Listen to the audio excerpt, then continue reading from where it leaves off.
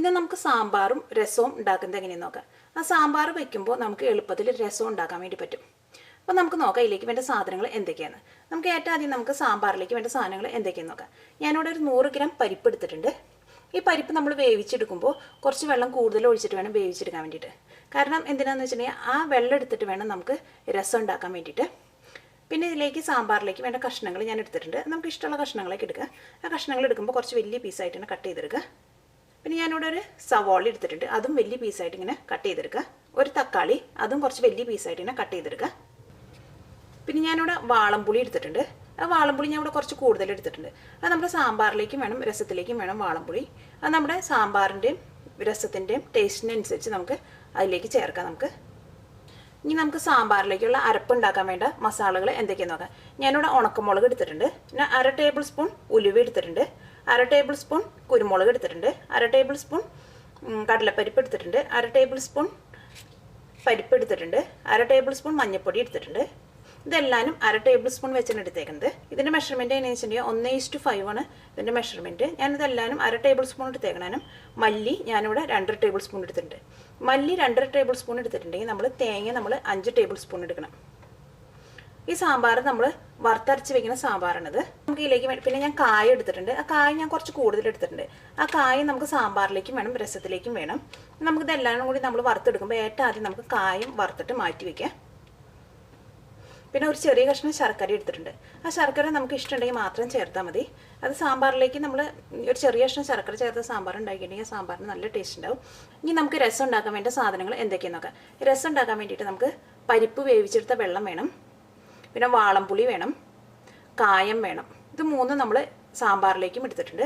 അതിൽ നിന്ന് നമുക്ക് കുറേശ്ശെ നമുക്ക് രസത്തിലേക്കും വേണം. പിന്നെ അതല്ലാണ്ട് നമുക്ക് വേണ്ട സാധനങ്ങൾ എന്തൊക്കെയാണെന്ന് നോക്കാം. ഞാനിവിടെ 3 തക്കാളി ചോപ്പ് ചെയ്തെടുത്തിട്ടുണ്ട്. പിന്നെ പച്ചമുളക്, 1/2 ടേബിൾ സ്പൂൺ കുരുമുളക് എടുത്തിട്ടുണ്ട്. നമ്മുടെ എരിവിനനുസരിച്ച് നമുക്ക് എടുക്കുക.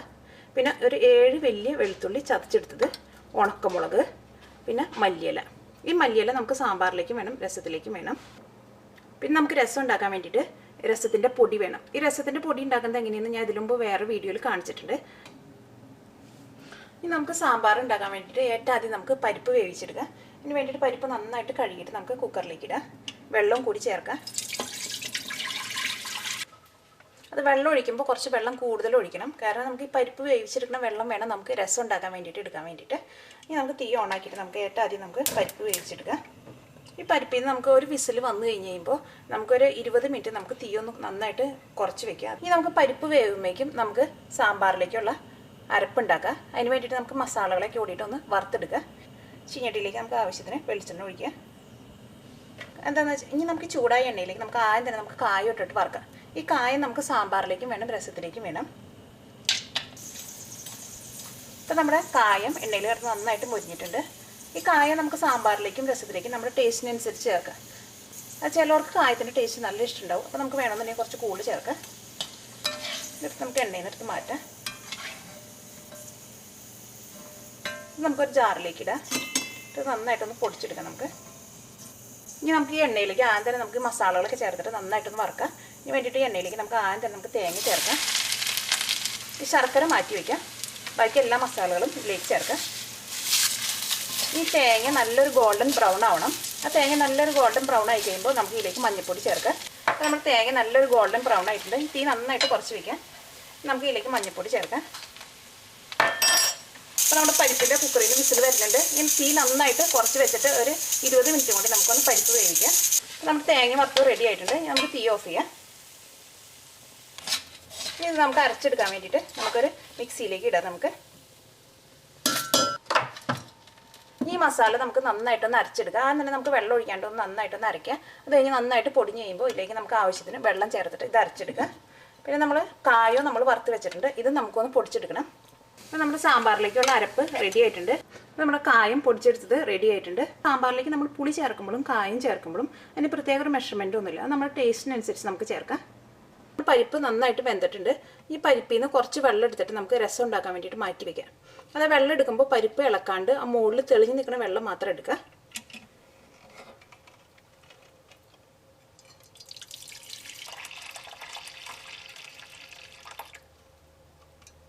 ഇനി ഈ വെള്ളം എടുത്തിട്ട് വേണം നമുക്ക് രസം ഉണ്ടാക്കാൻ വേണ്ടിയിട്ട്. ഈ പരിപ്പ് കൊണ്ട് നമുക്ക് സാമ്പാർ ഉണ്ടാക്കാം. നമുക്ക് സാമ്പാറിൻ്റെ കഷ്ണങ്ങൾ ചേർക്കാം. നമ്മൾ കട്ട് ചെയ്ത് വെച്ചേക്കുന്ന സവാള ചേർക്കാം. തക്കാളി ചേർക്കാം. നമുക്ക് നമ്മൾ അരച്ച് വെച്ചേക്കുന്ന അരപ്പ് ചേർക്കാം.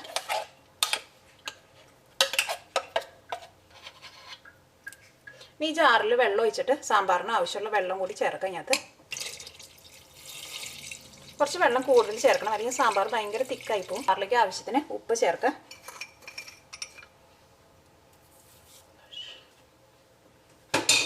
ശർക്കര ചേർക്കാം. ഈ അരപ്പൊക്കെ ഈ സാമ്പാറിൽ നന്നായിട്ട് മിക്സ് ആയിട്ടുണ്ട്. ഇനി നമുക്കത് മൂടി വെച്ചിട്ട് നമുക്ക് ആദ്യം തന്നെ നമുക്ക് ഈ സാമ്പാറിൻ്റെ കഷ്ണങ്ങളൊക്കെ ഒന്ന് വേവിക്കാം. സാമ്പാറിൻ്റെ കഷ്ണങ്ങളൊക്കെ വെന്ത് കഴിഞ്ഞ് കഴിയുമ്പോൾ നമുക്ക് ഇതിലേക്ക് പുളിയും കായത്തിൻ്റെ പൊടിയും ചേർക്കാം. ഒരു വിസിൽ വന്നു കഴിയുമ്പോൾ നമുക്കിത് ഓഫ് ചെയ്യാം. ഇനി നമുക്ക് സാമ്പാറിൻ്റെ കഷ്ണങ്ങൾ വേവുമ്പോഴേക്ക് നമുക്ക് രസം ഉണ്ടാക്കാം. അതിന് വേണ്ടിയിട്ട് നമുക്ക് ചീഞ്ഞട്ടി വെച്ചിട്ടൊന്ന് ചൂടാക്കാം. ഇതിലേക്ക് നമുക്ക് ആവശ്യത്തിന് എണ്ണ ഒഴിക്കാം. രസം ഉണ്ടാക്കുമ്പോൾ നമുക്ക് നല്ലെണ്ണയുടെ ടേസ്റ്റ് ഇഷ്ടമുണ്ടെങ്കിൽ നമുക്ക് നല്ലെണ്ണയിൽ ഉണ്ടാക്കാം, അല്ലെങ്കിൽ നമുക്ക് വെളിച്ചെണ്ണയിൽ ഉണ്ടാക്കാം. ഇതിലേക്ക് നമുക്ക് ആവശ്യത്തിന് എണ്ണ ഒഴിക്കാം. നമുക്ക് ചൂടായ എണ്ണയിലേക്ക് നമുക്ക് ആദ്യം തന്നെ നമുക്ക് ഉണക്കമുളക് ഇടാം. ഇപ്പോൾ ഉണക്കമുളക് എണ്ണയിൽ കിടന്ന് നന്നായിട്ട് മുരിഞ്ഞിട്ടുണ്ട്. ഇതിലേക്ക് നമുക്ക് വെളുത്തുള്ളി ചേർക്കാം. പച്ചമുളക് ചേർക്കാം.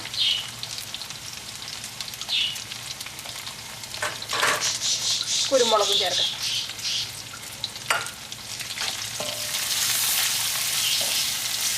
ഇനി എണ്ണയിലിട്ട് പതുക്കെ നമുക്കൊന്ന് വഴറ്റിയെടുക്കാം. അപ്പോൾ വെളുത്തുള്ളിക്ക് ചെറുതായിട്ടൊരു ഗോൾഡൻ ബ്രൗൺ ആയിട്ടുണ്ട്. ഇതിലേക്ക് നമുക്ക് രസത്തിൻ്റെ പൊടി ചേർക്കാം.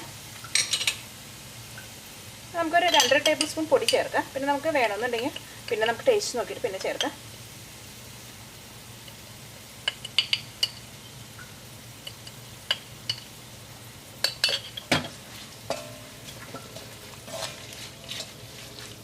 ഇതിലേക്ക് നമുക്ക് തക്കാളി ചേർക്കാം.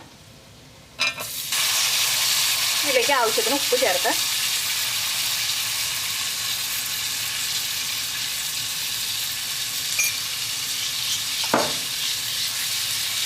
ഇത് നന്നായിട്ട് മിക്സ് ചെയ്തിട്ട് നമുക്ക് മൂടി വെച്ചിട്ട് ആദ്യം തന്നെ നമുക്ക് തക്കാളി നന്നായിട്ടൊന്ന് വേവിക്കാം. നമുക്ക് മൂടി വയ്ക്കാം. അപ്പോൾ നമ്മുടെ തക്കാളി നന്നായിട്ട് വെന്തിട്ടുണ്ട്. ഇതിലേക്ക് നമുക്ക് പരിപ്പിൻ്റെ വെള്ളം ചേർക്കാം.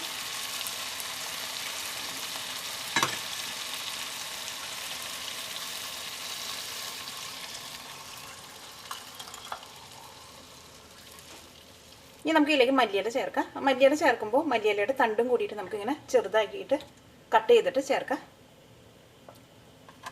ഇനി നമ്മുടെ രസം നന്നായിട്ട് തിളച്ച് കഴിയുമ്പോൾ നമുക്ക് ഇതിലേക്ക് വാളംപുളിയും കായത്തിൻ്റെ പൊടിയും ചേർക്കാം. ഇപ്പോൾ രസം നന്നായിട്ട് തിളച്ചിട്ടുണ്ട്. ഇതിലേക്ക് നമുക്ക് വാളംപുളി ചേർക്കാം.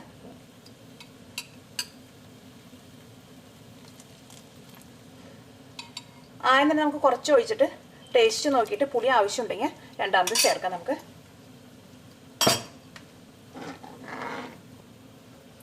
കുറച്ച് ഉപ്പ് കുറവുണ്ട്, ഉപ്പും കൂടി ചേർക്കാം. ഇനി നമുക്കിതിലേക്ക് കായത്തിൻ്റെ പൊടി ചേർക്കാം.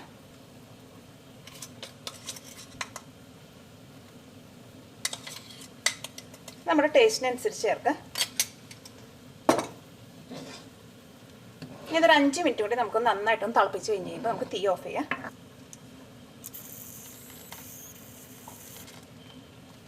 നമുക്ക് തീ ഓഫ് ചെയ്യാം. അപ്പോൾ നമ്മുടെ രസം റെഡി ആയിട്ടുണ്ട്. കുക്കറിൽ നിന്ന് ഒരു വിസിൽ വന്നിട്ടുണ്ടെങ്കിൽ നമുക്ക് തീ ഓഫ് ചെയ്യാം. നമ്മുടെ കുക്കറിൻ്റെ ഉള്ളിൽ നിന്ന് വിസിൽ നന്നായിട്ട് പോയിട്ടുണ്ട്.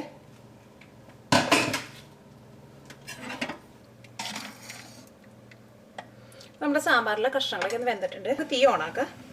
ഇനി നമുക്ക് ഇതിലേക്ക് വാളംപുളി ചേർക്കാം.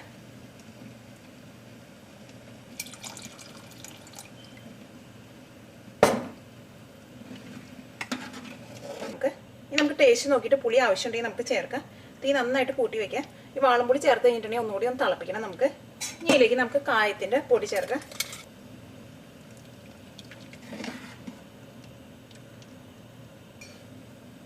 ഇനി ഇതിലേക്ക് നമുക്ക് മല്ലിയില ചേർക്കാം.